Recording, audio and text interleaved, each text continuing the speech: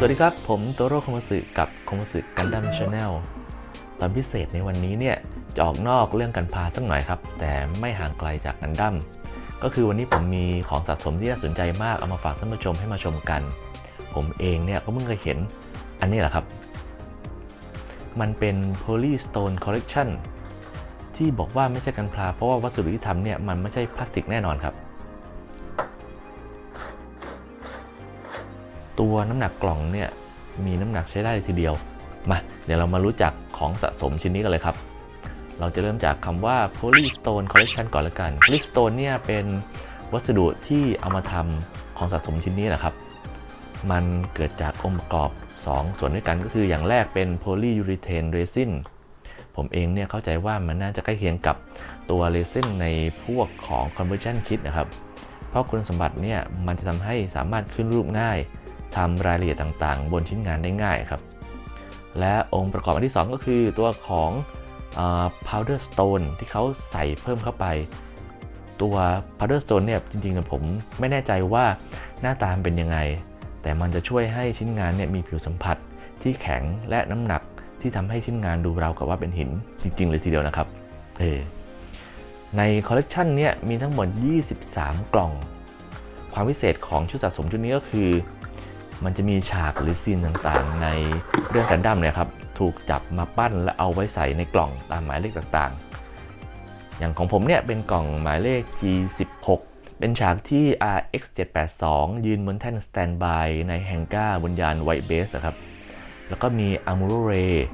กำลังตรวจเช็คกันดั้มอยู่หลังจากที่มีปากมีเสียงกับตันวาไบรท์ในเอพิโซดที่2เอพิโซดที่3ครับก็เลยต้องมาตรวจเช็คกันดั้มเพื่อที่จะพร้อมออกไปสู้รบอีกครั้งหนึ่งประโยคเด็ดในฉากนี้ก็คือแค่ทำเพราะฉันไม่อยากตายนี่เธอไม่กินข้าวมา2 มื้อแล้วถึงเวลากินก็ต้องกินสิก็ฉันไม่อยากกินนี่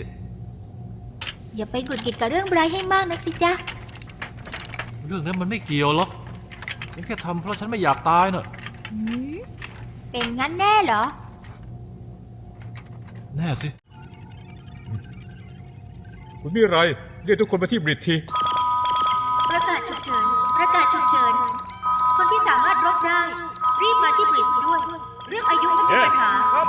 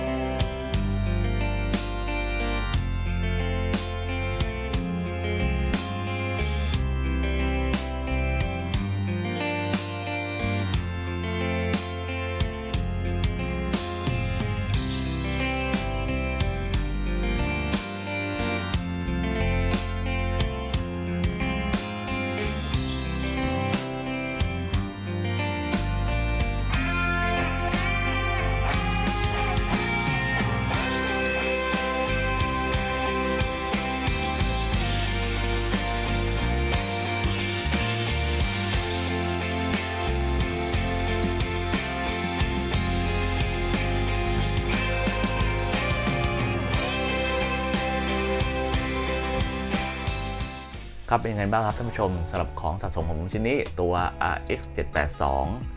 ยืนอยู่บนแท่นสแตนบายบนยานไวท์เบสผมมีความรู้สึกว่ามันสวยงามทีเดียวเลยนะสวยงามมากเลยยิ่งจับยิ่งสัมผัสมันแบบ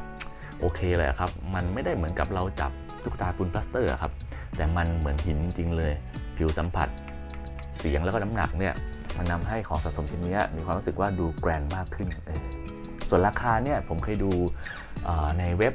ที่เขาขายเหมาเนี่ยอยู่ที่23กล่อง 8,000 บาทเนาะประมาณนั้นแต่ตอนนี้ไม่มีละผมคิดว่านะตอนนี้มันเหลือแต่เป็นการขายแยกกล่องนั้นใน eBay หรือกับ Amazon ที่ดูเนี่ยมันอยู่ที่ประมาณ 1,200 ถึง 4,000 บาทมันค่อนข้างจะแพงทีเดียวเนาะแต่ว่าตัวนี้จะบอกให้ว่าผมได้มาฟรี พอดีภรรยาผมเขาซื้อให้เป็นของขวัญวันเกิดนี่ในเดือนนี้ของผมอยากให้ก็ขอบคุณภรรยาไว้ณที่นี่นะครับผมครับ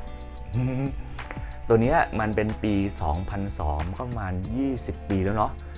มันรู้สึกว่ามันจะมีคุณค่าทางจิตใจมากขึ้นยิ่งเวลามันผ่านไปนานขึ้นเนาะแล้วก็ตัวนี้ผมจะบอกว่ามันเป็นการเปิดโลกทัศน์ใน เรื่องของสะสมกันดั้มสำหรับผมพอสมควรเลยเพราะว่ามันเหมือนการเปิดประตูอีกบานหนึ่งของบ้านกันดั้มให้ผมรู้ว่ามันยังมีแบบนี้อยู่ Polystone ไม่ใช่มันมีแค่ตัวของฟิกเกอร์หรือ DX ต่างๆนะครับ